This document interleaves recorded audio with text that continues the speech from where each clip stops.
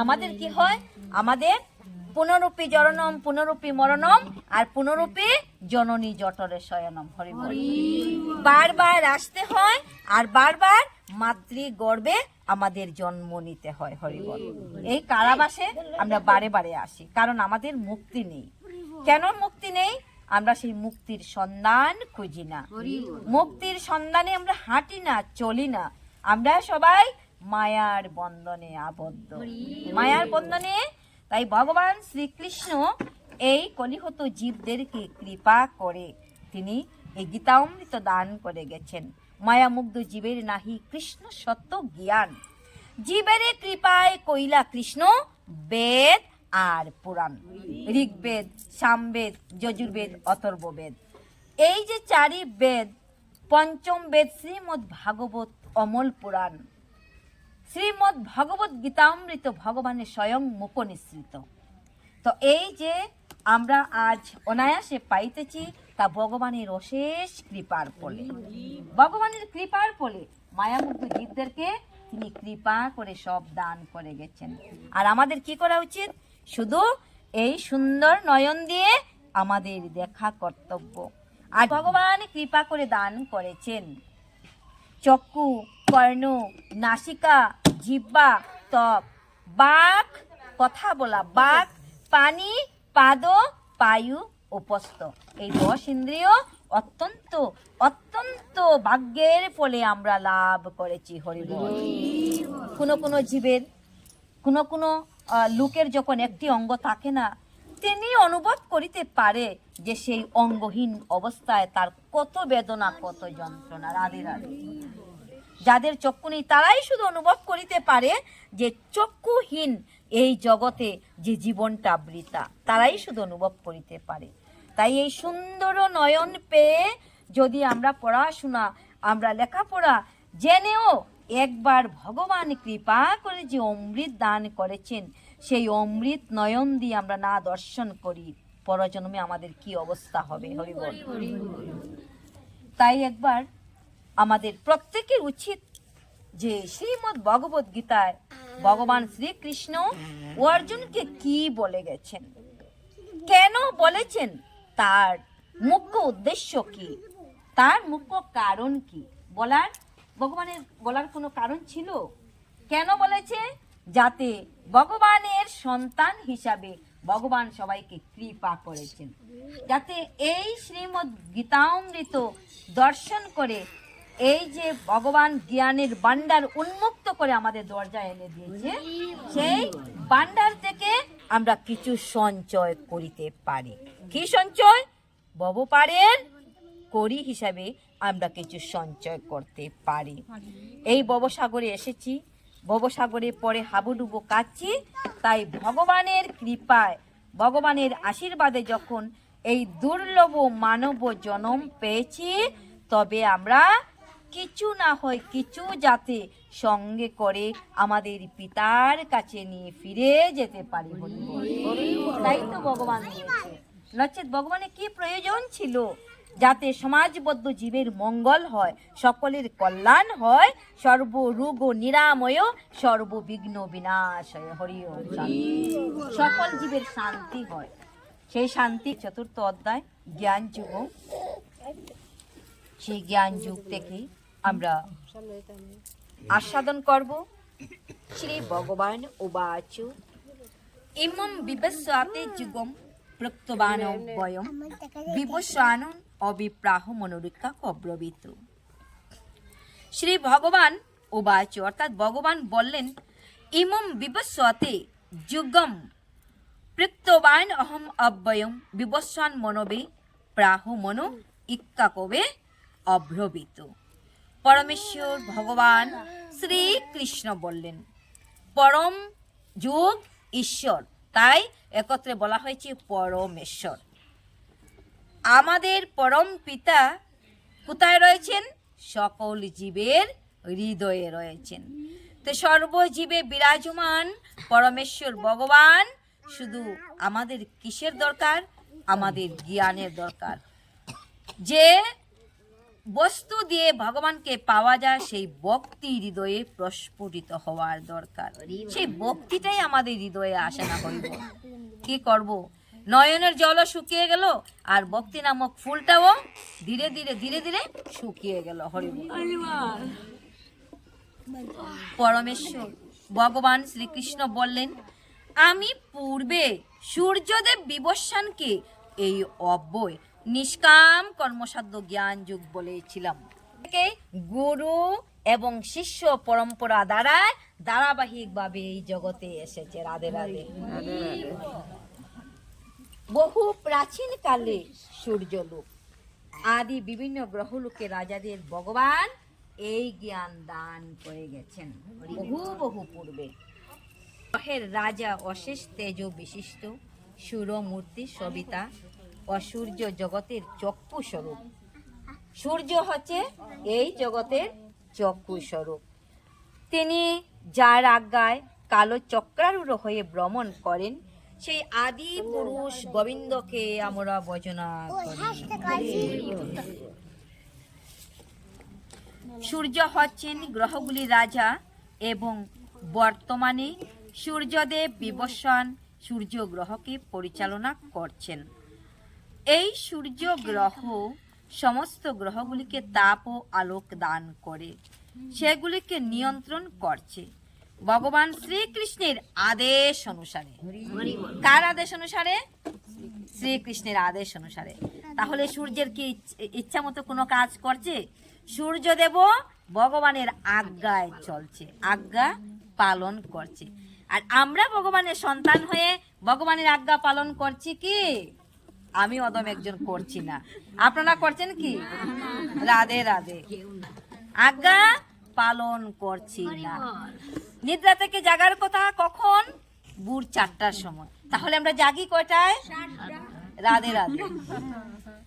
তাহলে মায়া মুগ্ধ জীবে আমরা কি 3টার সময় আজ্ঞা পালন করে যদি আমাদের এই জীবন যাত্রা এই সুন্দর সহজ সরল রাস্তায় পরিচালনা করিতে পারি, তাহলে এই জন্মে না হয় পরজন্মে প্রাণ গোবিন্দের সান্নিধ্যে যেতে পারি।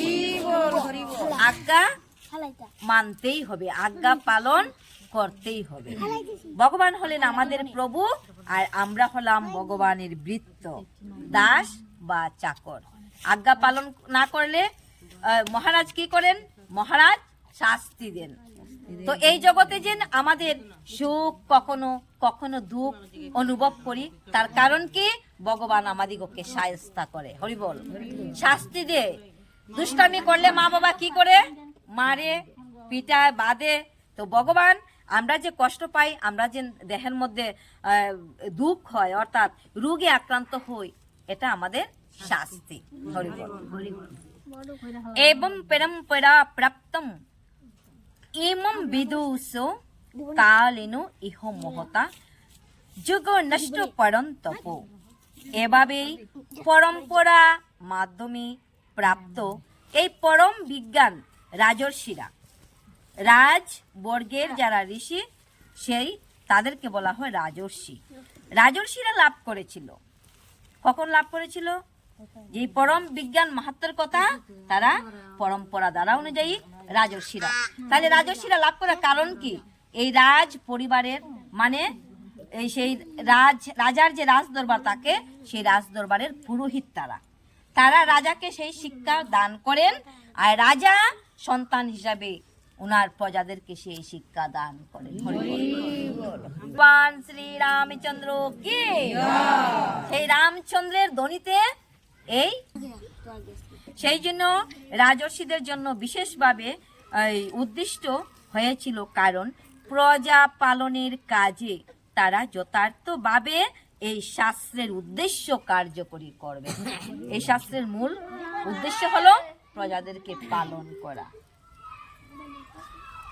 ভগবদ গীতার অমৃতময় উপদেশ কখনোই অসুরদের জন্য নয়। তারা এই জ্ঞানকে গ্রহণ করতে অক্ষম এবং জনগণের সেবায় প্রয়োগ করতে অক্ষম। হরি বল। তারা নিজেদের খেয়াল খুশি মতো ভগবানের দেওয়া এই দিব্য জ্ঞানের কদর্থ করে এই সমস্ত মূঢ় দুরাচারীদের কদর্থ সমন্বিত মন্তব্যে ভগবদ্গীতার প্রকৃত উদ্দেশ্য যখন ব্যাহত হয়, তখন গুরু শিষ্যর পরম্পরা পুনঃ প্রতিষ্ঠা করার জন্য প্রয়োজনীয়তা দেখা দেয়। গুরু শিষ্য দ্বারা ছাড়া আমরা এই জ্ঞান লাভ করতে পারবো না। তাই গুরু আমরা জানি শুনি, কিন্তু প্রকৃতপক্ষে কাজে আমরা ব্যবহার করি, বুঝিও সুযোগ নাই। ভগবান সুযোগ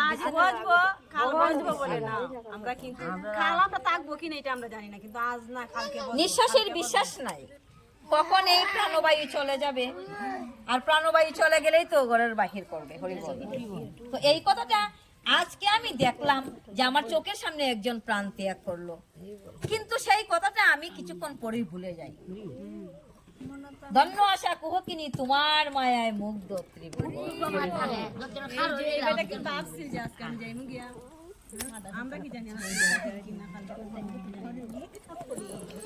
এমনি করে এই পৃথিবীটা চলছে। তো যাই হোক, সো এব অয়ম ময়া তে আদ্য যুগ পুরাতনো অসীমে শকা চৌগীতি রহস্যম হি এত উত্তমম। সেই সনাতন যুগ আজ আমি তোমাকে বললাম, কারণ তুমি আমার ভক্ত সখা। হরি হরি বল। ভগবান বলছে, অর্জুন তুমি আমার ভক্ত, তুমি আমার সখা, তাই পুরাতন সেই জ্ঞান যুগের কথা আমি তোমায় বলিলাম। তুমি এই বিজ্ঞানের অতি গূঢ় রহস্য হৃদয়ঙ্গম করতে পারবে। অর্জুন ছিল ভগবানের শুদ্ধ ভক্ত, বলছে তুমি হৃদয় দ্বারা হৃদয়ঙ্গম করতে পারবে, তাই আমি তোমায় বললাম। অন্যকে কেন বললো না?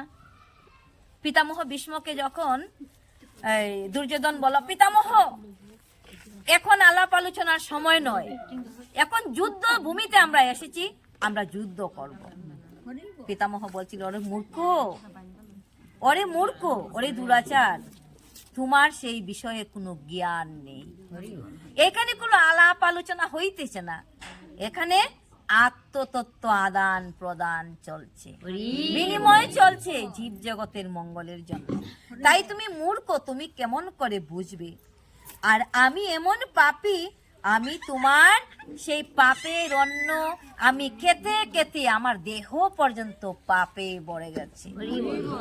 তাই বাতাসে এনেও আমার এই যে শ্রুতি, আমার যে শ্রুত, আমার যে শ্রবণ ইন্দ্রিয়, আমি যে শ্রবণ করিব, সেই বাতাসে এসেও আমার কান পর্যন্ত সেই কথা আমাকেও শোনাচ্ছে না।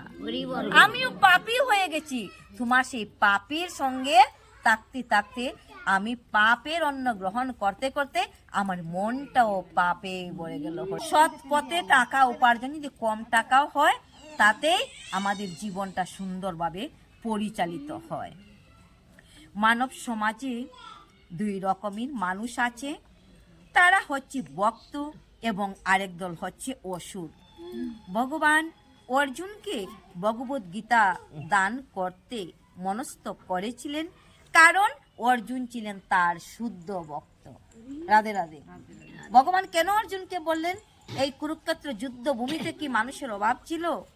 তাহলে এত হাজার হাজার সহস্র সহস্র মানুষ থাকা সত্ত্বে একজনকে কেন চুজ করে নিল? একজনকে কেন তিনি স্থির করলেন যে আমি অর্জুনকে সেই গীতার জ্ঞান দেব?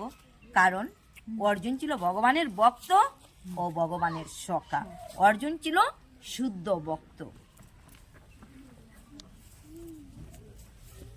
অর্জুন বললেন, অর্জুন উবাচ অপরম ভবত জন্ম পরম জন্ম বিবস্বাত কথম এদুত বিজানিয়ম ত্বম আদৌ প্রত্যবানিতি। অর্জুন বললেন, সূর্যদেব, বিবস্বানীর জন্ম হয়েছিল তোমার অনেক পূর্বে, অনেক পূর্বে। তুমি যে পুরাকালে তাকে এই জ্ঞান উপদেশ করেছিলে তা আমি কেমন করে বুঝবো?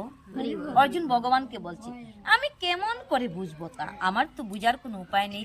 বহু বহু পূর্বে এই জীবজগতে সূর্যদেবের জন্ম হয়েছে। এবার ভগবান বললেন, শ্রী ভগবান উবাচু বহুনি মে ব্যতীতানি জন্মানি তব চ অর্জুন তানি অহম বেদ সর্বাণি নো তোম বেত্তু পরন্তপ। পরমেশ্বর ভগবান বললেন, হে পরন্তপ অর্জুন, আমার ও তোমার বহু জন্ম অতীত হয়েছে। তাহলে আমাদের জন্ম কি অতীত হয়ে যায়নি? আমি সেই সমস্ত জন্মের কথা স্মরণ করতে পারি, কিন্তু তুমি তা পারো না। ভগবান বলছেন, আমি পারি কিন্তু তুমি তা পারো না। আমি পরম পুরুষোত্তম ভগবান আদি গোবিন্দের ভজনা করি। কৃষ্ণ স্বয়ং সমভত পরম প্রমাণ যো গোবিন্দম আদি পুরুষম তমহম বজামি। হে গোবিন্দ, আমি পরম পুরুষের ভজনা করি। অর্জুন বলছি, আমি পরম পুরুষোত্তম ভগবান আদি পুরুষ গোবিন্দের ভজনা করি, যিনি শ্রী রামচন্দ্র শ্রী নৃসিংহদেব আদি বহু রূপে অবতার করেছেন। তাই তো আমলকি একাদশীর পরের দিনই নৃসিংহ অবতার তিথি। নৃসিংহ ভগবান এই দিনে এই জগতে প্রকটিত হয়েছিল। কেন হয়েছিল? কারণ প্রহ্লাদের পিতা হিরণ্যকশিপুর অসুরকে নিধন করার জন্য। কারণ ভগবান কি সহ্য করতে পারে না? ভক্তের কষ্ট সহ্য করতে পারে না। হিরণ্যকশিপু আপন পুত্র প্রহ্লাদকে এত নির্মম ভাবে কষ্ট দিয়েছেন, ভাগবতে তার প্রমাণ। প্রহ্লাদকে কখনো বা এই পাহাড়ের চূড়া থেকে নিচে ছুঁড়ে ফেলে দিয়েছে, কখনো পাষাণ বেঁধে সাগরে ফেলে দিয়েছে, কখনো হাতির পদতলে দিয়েছে, কখনো বিষ পান করিয়েছে, কিন্তু তবু প্রহ্লাদ মইল না। হরি বল। দয়াল হরি যারে রক্ষা করে তারে মারতে কে পারে? এইভাবে প্রহ্লাদকে দুর্দান্ত ভাবে হিরণ্যকশিপুর পিতা শাস্তি দিয়েছে। কিসের জন্য? শুধু প্রহ্লাদ কেন সদাই বিষ্ণু বিষ্ণু বিষ্ণু। সেই বিষ্ণুই হলো কার শত্রু? বিষ্ণুই হলো প্রহ্লাদের পিতা হিরণ্যকশিপুর পরম শত্রু। একটাই কথা, তোমার মুখে সে আমার শত্রু বিষ্ণু নাম উচ্চারণ করবে না কখনো। যদি বিষ্ণু নাম উচ্চারণ করো তাহলে তোমাকে এইভাবে শাস্তি পেতে হবে। শাস্তি দিতে দিতে কোনো উপায়েই প্রহ্লাদের মুখ থেকে সেই শ্রী বিষ্ণু নাম নিঃসৃত হয়নি। পাশরণনি সদাই বলছে বিষ্ণু বিষ্ণু। তখন সেই দিন অতিষ্ঠ হয়ে বলেছিল, এই তুই সদাই বিষ্ণু বিষ্ণু করিস, তাহলে বল তোর বিষ্ণু কোথায় আছে? আমার বিষ্ণু আকাশে আছে, আমার বিষ্ণু পাতালে আছে, আমার বিষ্ণু সর্বত্র বিরাজমান। তো বলছে, বল এই বিষ্ণু কি এই স্তম্ভের ভিতরে আছেন? হ্যাঁ, আমার বিষ্ণু স্তম্ভের ভিতরেই আছেন। যখন হিরণ্যকশিপু সেই স্তম্ভের মধ্যে ভগবান অবতীর্ণ হয়েছেন। এই জগতে লীলা বিলাস করার জন্য সর্বদা সেই মহামায়ার আশ্রয় লন। হে ভারত, যখনই ধর্মের অধপতন হয় এবং অধর্মের অভ্যুত্থান হয়, আমি তখনই নিজেকে নিজে প্রকাশ করি এই ধরাধামে। সর্বধর্মান পরিত্যাজ্য মাম একং শরণম ব্রজ অহম ত্বং সর্ব পাপেভ্যো মোক্ষয়িষ্যামি মা শুচি। হে অর্জুন, ভগবান বলছেন, হে অর্জুন, সর্বধর্ম ত্যাগী লও আমার শরণ। সর্বধর্ম তুমি ত্যাগ করে শুধু আমার শরণাগত হও, আমি তোমাকে সকল পাপ থেকে উদ্ধার করিব।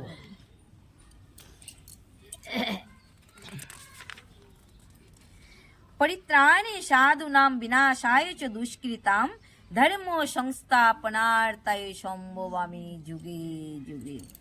সম্ভবামি যুগে যুগে সাধুদের পরিত্রাণ করার জন্য এবং দুষ্কৃতকারীদের বিনাশ করার জন্য ধর্ম, এই সনাতন ধর্মকে পুনরায় স্থাপন করার জন্য ভগবান যুগে যুগে আমাদের কাছে আসেন। হরি বল।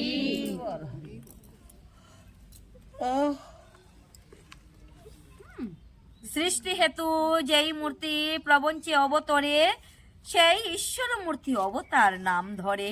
মায়াতীত পরভূমে সবার অবস্থান, বিশ্বে অবতরী ধরে অবতার নাম।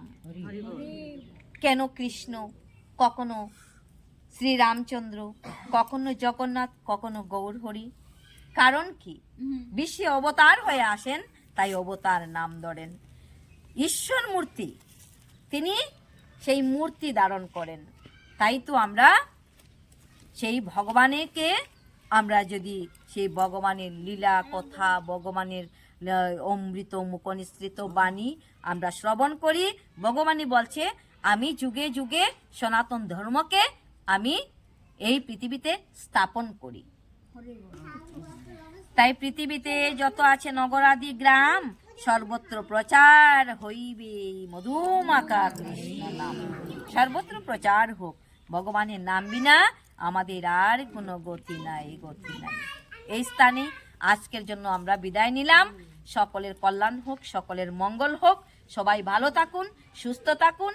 এইভাবে আমরা গোবিন্দের নাম গুণগান যেন কীর্তন করি। কশিপুর গদার আঘাত করেছেন সেই স্তম্ভের মধ্যে, আর সেই স্তম্ভ ফেটে নৃসিংহদেব অবতার হয়েছেন, অবতার হয়েছেন। তো তাই আমরা সেই নৃসিংহদেব অবতার তিথি আমরা সবাই পালন করব। হরি বল। তো এই জন্যই ভগবান সর্বদা নিজ ভক্তকে রক্ষা করার জন্য চলে বলে কলে কৌশলে এই জগতে বারে বারে আসেন। ভগবান এসে কি করেন? এই জগতে এসে তাই বলে যে আমি এই জগতে আসার কারণ হলো, আসার কারণটাই হলো তিনি কেন আসে? যদা যদা হি ধর্মস্য গ্লানির্ভবতি ভারত অভ্যুত্থানমধর্মস্য তদাত্মনম সৃজাম্যহম। ভগবান আসে, হে ভারত, যখনই ধর্মের অধঃপতন হয়, ধর্ম ধীরে ধীরে লীন হতে চলে এবং অধর্মের অভ্যুত্থান হয়, অধর্ম ধীরে ধীরে বাড়িয়া ওঠে, তখনই আমি নিজেকে প্রকাশ করে এই পৃথিবীতে অবতীর্ণ হই। ভগবান তখনই অবতীর্ণ হন যখনই পৃথিবীতে অধর্মের প্রাদুর্ভাব ঘটে। যদিও আমি জন্মরহিত এবং আমার চিন্ময় দেহ অব্যয়, এবং যদিও আমি সর্বভূতের ঈশ্বর, তবু আমার অন্তরঙ্গা শক্তিকে আশ্রয় করে আমি আমার আদি চিন্ময় রূপে যুগে যুগে অবতীর্ণ হই। তাহলে সেই শক্তিকে রাধে রাধে মহামায়া শক্তিকে আশ্রয় না ছাড়া শক্তিমান হতে পারবেন না। তিনিও